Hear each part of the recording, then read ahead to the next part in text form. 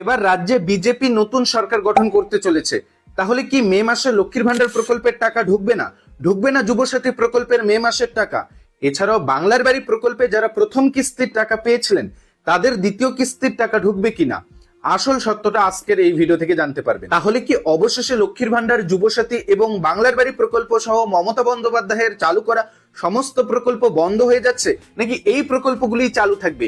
মে মাসে লক্ষ্মীর ভান্ডার, যুবসাথী এই প্রকল্পগুলির টাকা আসবে কিনা, আর চলতি মে মাসে যদি এই প্রকল্পগুলির টাকা না দেওয়া হয় তাহলে কবে নাগাদ টাকা দেওয়া হবে, এ নিয়ে এই মুহূর্তে কি আপডেট রয়েছে সেটাই কিন্তু আজকের এই ভিডিও থেকেই জানতে পারবেন।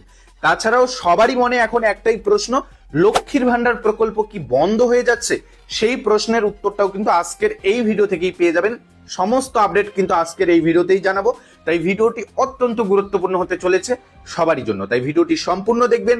ভিডিওটি শুরু করার পূর্বে একটি ছোট্ট রিকোয়েস্ট, যারা চ্যানেলে নতুন চ্যানেলটিকে সাবস্ক্রাইব করে রাখবেন, আর ফেসবুক পেজ থেকে ভিডিওটি দেখে থাকলে পেজটিকে ফলো দিয়ে রাখবেন। আপনারা ইতিমধ্যেই জেনে গিয়েছেন গত 4 মে 2026 পশ্চিমবঙ্গের ভোটের রেজাল্ট প্রকাশ হয়েছে। রেজাল্টে জয়ী হয়েছে বিজেপি। এখন বিজেপি সরকার গঠন করবে।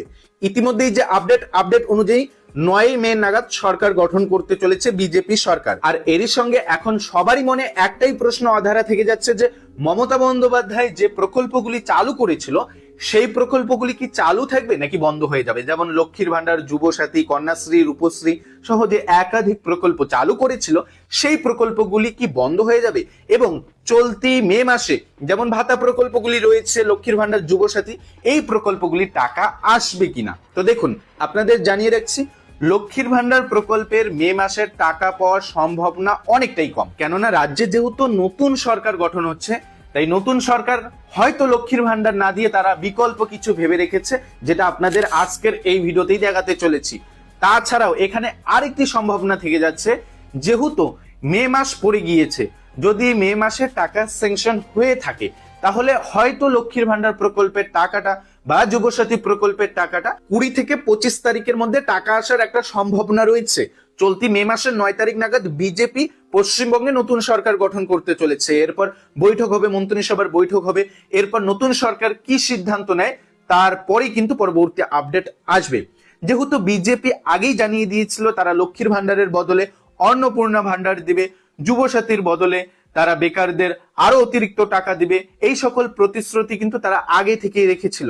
এখন দেখার বিষয় যে নতুন সরকার গঠন হওয়ার পর এই চলতি মে মাসে লক্ষ্মীর ভান্ডারের বদলেই কি টাকা দেওয়া হয় নাকি বিকল্প কিছু আনা হয়। তাছাড়াও আপনারা এক নজরে দেখে নিন, বিজেপি পশ্চিমবঙ্গের সরকার গঠন করার পর রাজ্যবাসীকে কোন কোন প্রকল্পের সুবিধা দিবে, কোন কোন নতুন প্রকল্প চালু করবে, সেই বিষয়গুলি অন স্ক্রিনে এক নজরে দেখে নিন। দেখুন, বিজেপি জানিয়েছে তারা লক্ষ্মীর ভান্ডারের বদলে রাজ্যে অন্নপূর্ণা ভান্ডার চালু করবে, 1500-এর বদলে তারা 3000 টাকা করে দেবে। এরপর বেকার যুবকদের জন্য মাসিক যুবসাথী প্রকল্পের বদলে তারা 3000 টাকা করে দেবে। তাছাড়াও প্রধানমন্ত্রী আবাস যোজনা প্রকল্পের আওতায় তারা 3 লক্ষ টাকা করে দিবে, যেটা মমতা বন্দ্যোপাধ্যায় বাংলার বাড়ি প্রকল্পে 1,20,000 টাকা করে দিয়েছিল, সেটা প্রধানমন্ত্রী আবাস যোজনার আওতায় 3 লক্ষ টাকা করে দিবে, এমনটাই প্রতিশ্রুতিবদ্ধ ছিল বিজেপি। এরই সঙ্গে গর্ভবতী মহিলাদের জন্য আর্থিক সহায়তার কথাও ঘোষণা করা হয়েছে। এরই সঙ্গে 200 ইউনিট পর্যন্ত বিদ্যুৎ সম্পূর্ণ ফ্রির কথা ঘোষণা করা হয়েছে। সরকারি বাসে মহিলাদের জন্য বিনামূল্যে যাতায়াতের ব্যবস্থা করা হবে। বয়স্ক বিধবা ভাতা 3000 টাকা করে দেওয়া হবে। চাকরির প্রস্তুতির জন্য পরীক্ষার্থীদের কিন্তু 15,000 টাকা করে এককালীন অনুদান দেওয়া হবে।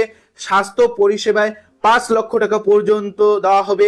এছাড়াও 100 দিনের কাজ বাড়িয়ে 125 দিনের কর্মসংস্থান দিবে বিজেপি।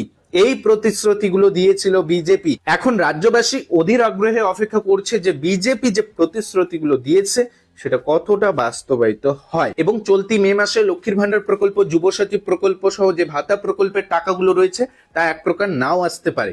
এগুলো পরবর্তীতে অর্থাৎ সরকার গঠন করার পর, যেমন লক্ষ্মীর ভান্ডারের বদলে অন্নপূর্ণা ভান্ডারের কথা জানিয়েছিল বিজেপি, এখন এই অন্নপূর্ণা ভান্ডারের জন্য আবারও নতুন করে ফর্ম ফিল আপ করে জমা করতে হবে কিনা, বা যারা ইতিমধ্যেই লক্ষ্মীর ভান্ডার প্রকল্পের আওতায় রয়েছেন সেই উপভোক্তাদেরই একবারে টাকা দেওয়া হয় কিনা, অর্থাৎ শুধু নামটি চেঞ্জ করে আর টাকার পরিমাণটি বাড়িয়ে সরাসরি উপভোক্তাদের ব্যাংক অ্যাকাউন্টে টাকা দেয়, নাকি নতুন করে আরো অন্নপূর্ণা ভান্ডারের জন্য ফর্ম জমা করতে হয়, সেটাই কিন্তু এখন দেখার বিষয়। এই বিষয়গুলি তবেই পরিষ্কার হবে 9 তারিখের পর, অর্থাৎ সরকার গঠন হওয়ার পর বৈঠক হবে মন্ত্রিসভার।